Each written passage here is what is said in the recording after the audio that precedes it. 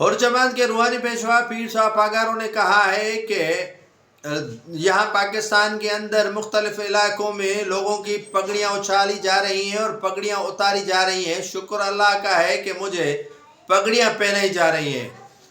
پیر صاحب پاگاروں نے کہا کہ اگر پاکستان میں امن چاہتے ہیں یا امن ہونے کی امید ہے تو بلوچوں کو حق دیں اور بلوچوں کی جو عزت ہے وہ کی جائے۔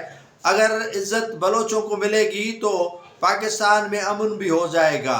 بلوچستان کے مختلف علاقوں سے آئے ہوئے اپنے مریدین سے خطاب کرتے ہوئے غالباً صوبت پور کے علاقے میں پیر صاحب پاگاروں نے کہا کہ یہ اچھی اور خوش آئندہ بات ہے کہ مجھے پگڑیاں پہنائی جا رہی ہیں اور لوگوں کی تو پگڑیاں اچھالی جا رہی ہیں اور اتاری جا رہی ہیں۔